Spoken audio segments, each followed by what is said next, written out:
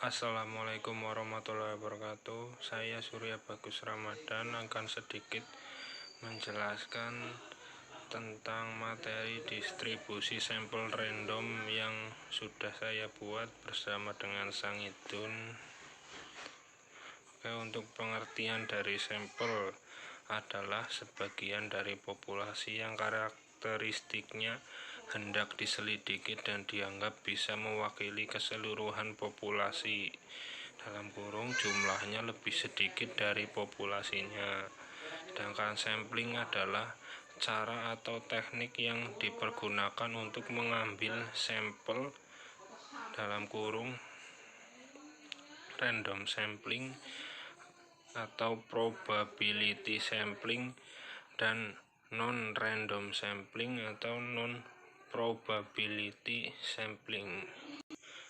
Oke, selanjutnya adalah distribusi sampling. Yang dimaksud distribusi sampling adalah distribusi dari besaran-besaran statistik.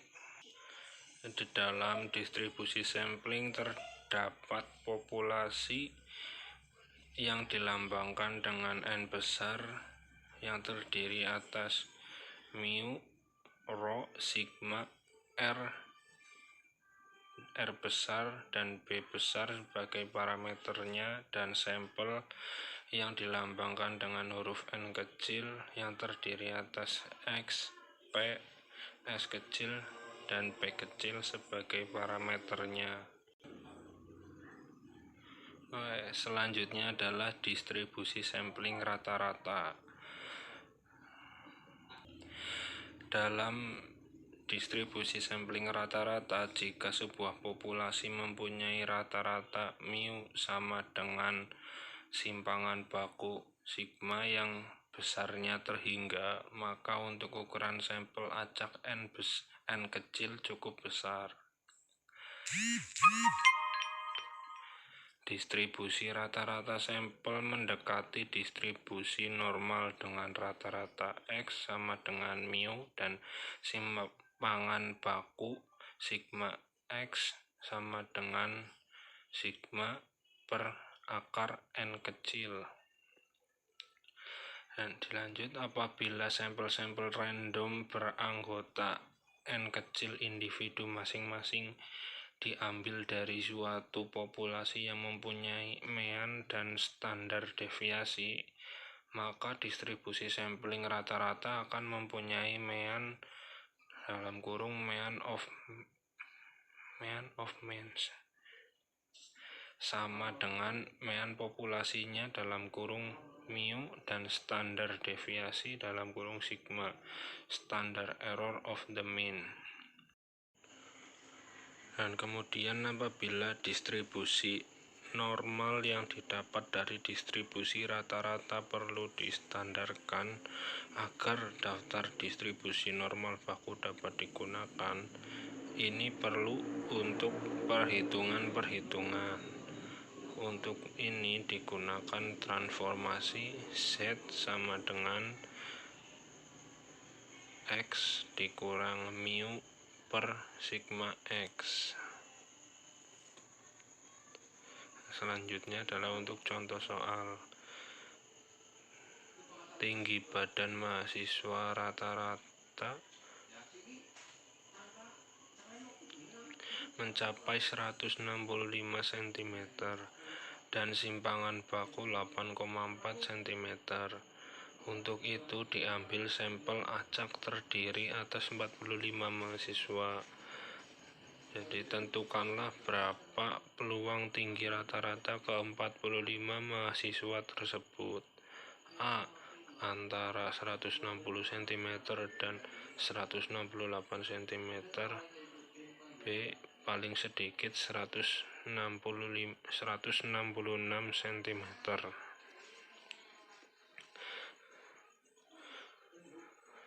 Dan dijawab, jika ukuran populasi tidak dikatakan besarnya, selalu dianggap cukup besar untuk berlakunya teori. Ukuran sampel N kecil sama dengan 45 tergolong cukup besar sehingga dalil limit pusat berlaku.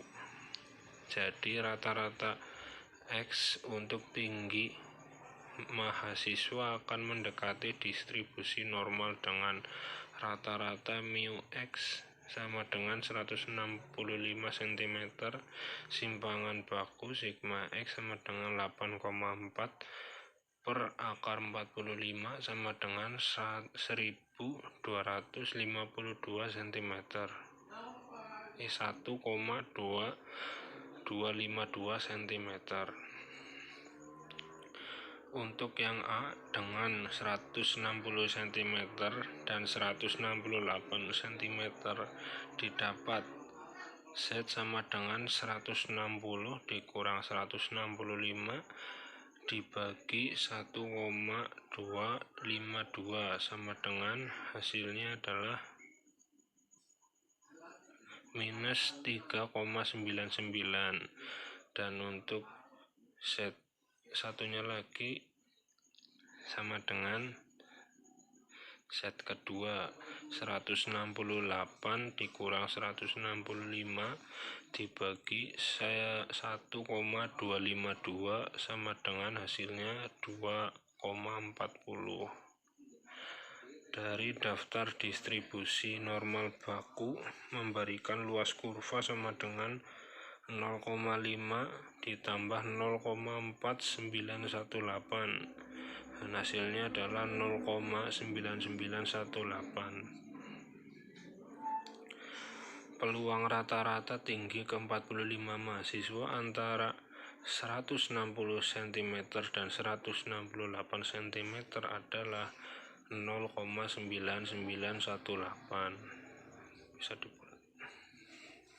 Dan untuk yang B, rata-rata tinggi paling sedikit 166 cm memberikan angka Z paling sedikit dan dimasukkan dalam rumus.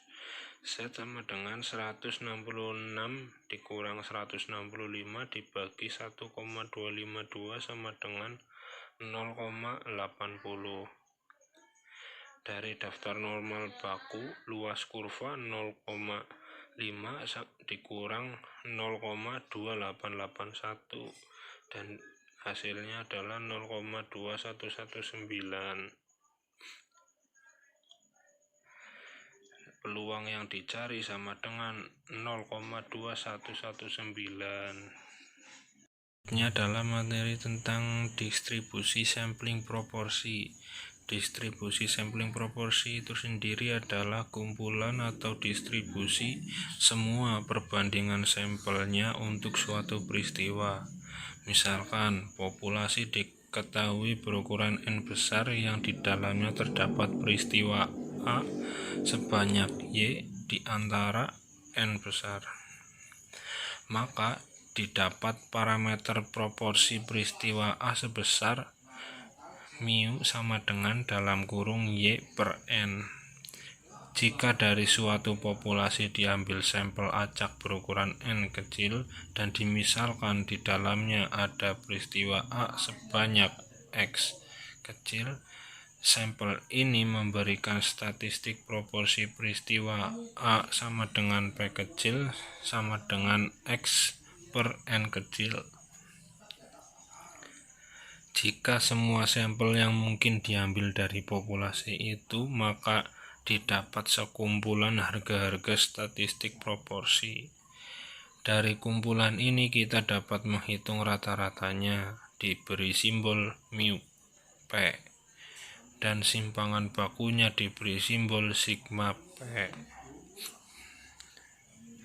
Jika ukuran populasi dibandingkan dengan ukuran sampel, yaitu N dalam kurung N kecil per N besar,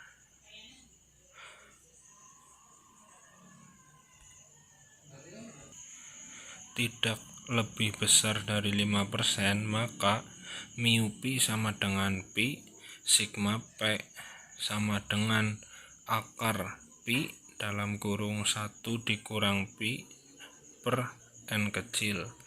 Akar dikali akar N besar dikurang N kecil dibagi N besar dikurang 1. Dan jika ukuran populasi besar dibandingkan dengan ukuran sampel, yaitu dalam kurung N kecil per N besar sama dengan kurang dari sama dengan 5%, maka mu P sama dengan pi, sigma P sama dengan akar pi dalam kurung 1 dikurang pi dibagi N kecil. Sigma P dinamakan kekeliruan baku proporsi atau galat baku proporsi. Kemudian untuk soal dari distribusi sampling proporsi adalah ada petunjuk kuat bahwa 10% anggota masyarakat tergolong dalam golongan A. Sebuah sampel acak terdiri atas 100 orang telah diambil. A. Tentukan peluang bahwa 100 orang itu akan ada paling sedikit 15 orang dari golongan A. Kemudian B. Berapa orang harus diselidiki agar persentase golongan A dari sampel yang satu dengan yang lainnya diharapkan berbeda paling besar dengan 2%. Kemudian dijawab populasi yang dihadapi berukuran cukup besar dengan nilai pi sama dengan 0,10 dan nilai 1 dikurang pi sama dengan 0,90. Dan untuk A, untuk ukuran sampel 100 diantaranya paling sedikit 15 tergolong kategori A, maka paling sedikit P kecil sama dengan dilambangkan P kecil sama dengan 0,15. Kekeliruan bakunya adalah sigma P sama dengan akar pi dalam kurung 1 dikurang pi dibagi N kecil. Nah, kemudian dimasukkan angkanya yang sudah diketahui bahwa nilai pi sama dengan 0,10 dikali 1 dikurang pi sama dengan angkanya nilainya adalah 0,90 dibagi N kecilnya adalah 100 dan ketemu 0,03. Bilangan Z paling sedikit sama dengan 0,15 dikurang 0,10 dibagi 0,03 sama dengan hasilnya 1,67.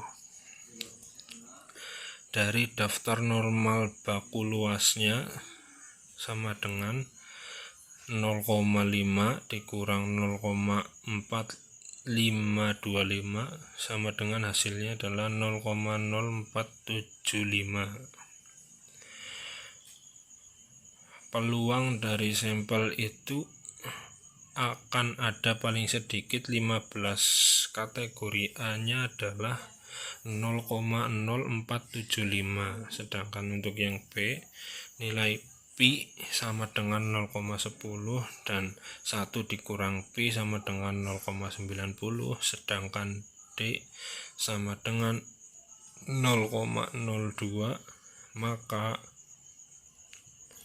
Z sama dengan akar 0,1 dikali 0,9 dikurang N kurang dari sama dengan 0,02 yang menghasilkan N sama dengan lebih dari sama dengan 225, maka paling sedikit sampel harus berukuran 225. Selanjutnya untuk yang terakhir adalah materi tentang distribusi sampling pro selisih rata-rata. Distribusi sampling selisih rata-rata adalah distribusi probabilitas yang dapat terjadi dari selisih rata-rata dua sampel yang berbeda berdasarkan pada dua sampel tertentu dari ukuran parameter dua populasinya. Jika dan tidak diketahui, maka dapat menggunakan standar deviasi dari sampel. Cukup sekian. materi tentang distribusi random sampling. Jika ada salah dan kurangnya, mohon maaf. Wassalamualaikum warahmatullahi wabarakatuh.